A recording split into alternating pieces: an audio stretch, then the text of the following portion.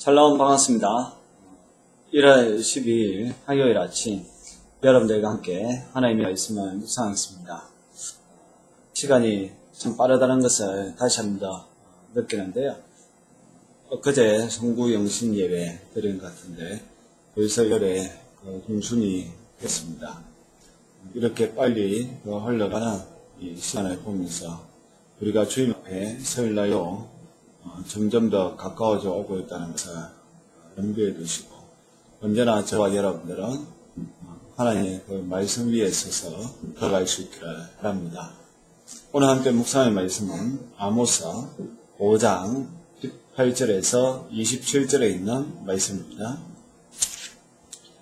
하 있을진저 여호와의 날을 사모하는 자야 너희가 어찌하여 여호와의 날을 사모하느냐 그 날은 어둠이요 빛이 아니라 마치 사람이 사자를 피하다가 곰을 만나거나 혹은 집에 들어서 손을 펴야 되었다가 뱀에게 물린 같다. 여호와의 날은 빛없는 어둠이 아니며 빛남 없는 캄캄함이 아니냐. 내가 너희 저희들을 미워하여 멸시하며 너희 성애들을 기뻐하지 아니하나니 너희가 내게 번제나 소제를 드릴지라도 내가 받지 아니할 것이요 너희의 살찐 희생의 화목에도 내가 돌아보지 아니하리라. 너희의 노래소리를 내 앞에서 거칠지어다. 너희의 빗바소리도 내가 듣지 아니하리라. 오직 정의를 같이 공의를 마르지 않는 강같이 하게 할지어다.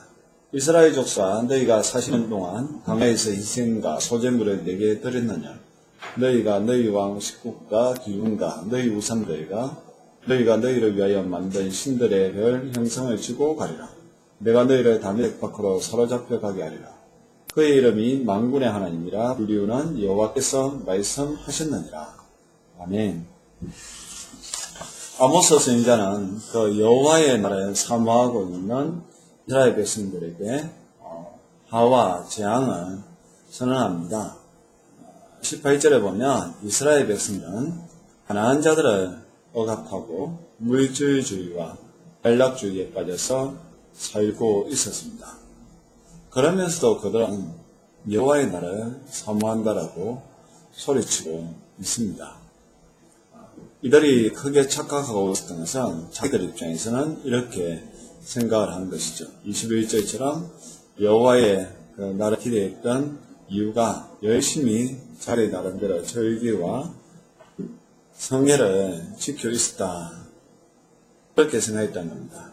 22절에는 번제와 소제와 화목제를 드리고 있었고 23절에는 아름다운 찬송과 연주로 예배를 장식하고 있었기 때문입니다. 이스라엘 백성들은 자기들이 종교심이 대단하다고 생각했습니다. 하나님을 향한 열심이 대단하더라고 스스로 노치되어 있었습니다.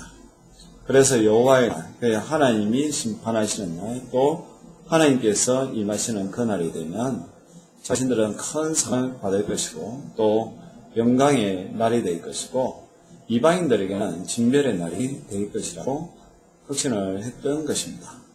그러나 아모스는 여호와의 날이 영광의 날이 아니라 그들이 생각할 수 있는 최악의 불운이 겹치는 날이 될 것이고 심각한 재앙의 날이 될 것이라고 지적하고 있습니다. 19절 말씀에 보니까 마치 사람이 사자를 피하다가 곰을 만나거나 혹은 집에 들어가서 손을 펴게 되었다가 뱀에게 물림 같도다 라고 이야기합니다. 사람들은 이스라엘 백성들은 사자를 피했다라고 생각했는데 곰을 만난 것처럼 그들은 하나님 앞에 영광을 받을 거라고 생각했지만 심판을 받게 된다는 것입니다. 또 그들은 집에 들어가서 손을 벽에 아무 이상이 없는 것처럼 해왔는데 거기에서 뱀이 물어버린 것처럼 자기들은 종교적으로 열심을 가지고 있었고 또 성회를 지키고 절기를 지키고 하나님 앞에 번제와 소제를 드렸기 때문에 자기들은 멸망받지 않을 거라는 착각에 빠져 있었습니다. 그러나 하나님은 그날에 그들에게 영광을 주는 것이 아니라 심판, 재앙을 내릴 것이라고 이야기하고 있습니다. 20절의 말씀 보니까 여호와의 날은 빛없는 어둠이 아니며 빛남 없는 캄캄함이 아니냐. 이들을 사랑하면서도 내적인 종교 행위로 상급을 받을 것이라고 스스로 확신하는 자들에게 여호와의 날은 빛이 전혀 없는 어둠의 날, 심판의 날이 될 것입니다. 오늘 이 본문을 보면서 우리도 다시 한번 경각심을 가져야 될 줄로 생각합니다. 우리도 외적으로 하나님 앞에 나와서 예배도 드리고 헌금도 하고 또 우리도 절기라든지 또 교회 행사를 많이 하는데 정말 그것이 하나님을 향한 것인지 우리를 향한 것인지 또한 그 일에 참여할 때에 신령과 진리로 하는 것인지 그냥 마지못해 하는 것인지 그냥 의례적으로 하는 것인지 습관적으로 하는 것인지 우리가 우리 자신을 돌아보아야 한다는 사실입니다. 내가 주일에 교회에 나오고 또 헌금생활하고 봉사생활을 하기 때문에 나는 하나님의 날이 되면 무조건 영광을 받고 멸류관을 받을 거라는 그런 착각에 빠지면 안 됩니다. 그러면 우리도 하나님이 이스라엘 백성들을 심판하셨던 것처럼 재앙을 내렸던 것처럼 우리도 그렇게 하나님으로부터 벌을 받을 수가 있다는 사실입니다. 그래서 지난번에 늘 하나님 앞에 서 있는 그러한 겸허한 자세, 경건의 자세로 살아야 한다는 사실입니다. 21절에서 23절에 보면 하나님은 이스라엘의 어둡고 위선적이고 교만한 모든 종교 행위에 대해서 혐오하시고 받지 않을 것이고 듣기도 싫다라고 말씀하고 있습니다. 대신 하나님은 24절에서 오직 정의를 물같이 공의를 마르지 않는 강같이 흐르게 할지어다 라고 이야기합니다. 이 본문 말씀은 아마 많이 들어보았을 것입니다. 우리 예수님을 믿는 사람들 뿐만 아니라 일반인들도 사회 정의를 외칠 때에 이 구절을 인용할 때도 있습니다. 오직 정의를 물같이 공의를 마르지 않는 강같이 흐르게 해야 된다 라고 이야기하는데 결국 그 시대의 정의와 공의가 사라져 버렸다는 사실입니다.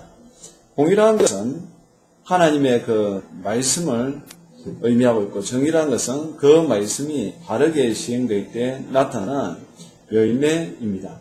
결국 그 열매는 육신적으로 가난한 자들이 보호받고 영적으로 누린 자들이 자유케 되는 그러한 현상을 말합니다. 하나님은 이어서 이스라엘의 종교 행위의 실상에 대해서 지적하고 있는데요. 25절에 보면 그것은 출애굽 때부터 시작하여 지금까지 정의와 공의를 동반하여 드린 예는 단 한 번도 없었다라고 이야기합니다. 26절에서 27절에서는 언제 어디서든지 수많은 우상을 수입하여서 하나님께 드리는 예배를 우상숭배로 절약시켰다는 사실입니다. 이에 하나님은 이스라엘의 이방의 포로가 되어서 원수의 신들을 등이 희도록 섬기게 하시겠다라고 경고하고 있습니다.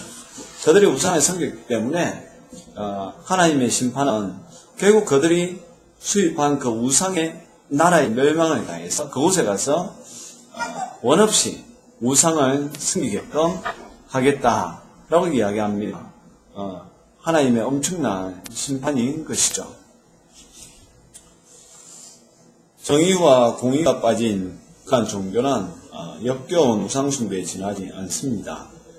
우리가 하나님을 잘 섬긴다, 또 하나님 앞에 나와서 예배를 잘 드린다라고 했을 때 꼭 그거는 사회적인 현상으로 보면 공의와 정의가 흘러넘쳐야 한다는 것입니다. 하나님의 말씀대로 살아야 되는 것이고 또 하나님의 말씀이 살아 움직여야 되는 것이고 또 하나님의 말씀에서 우리에게 명령하고 있는 것을 준행하여서 이 땅에 가난한 자들 그리고 소외된 사람들 또 영적으로 눌린 사람들에게 자유를 선포하는 사람들이 되어야 한다는 사실입니다. 여러분들은 신령과 진리로 공의 가운데에 정의 가운데에 살고 있으니까 오늘 하루 이 말씀을 붙들고 묵상해 주기를 바랍니다. 기도하겠습니다. 하나님 아버지, 오직 공의와 정의가 물같이 강같이 흐르는 그러한 사회를 위하여서 우리가 늘 하나님을 생각하고 하나님의 말씀 위에 걸어가고 또 하나님의 말씀을 실천하는 사람들 되게 하여 주옵소서. 예수님의 이름으로 기도합니다. 아멘.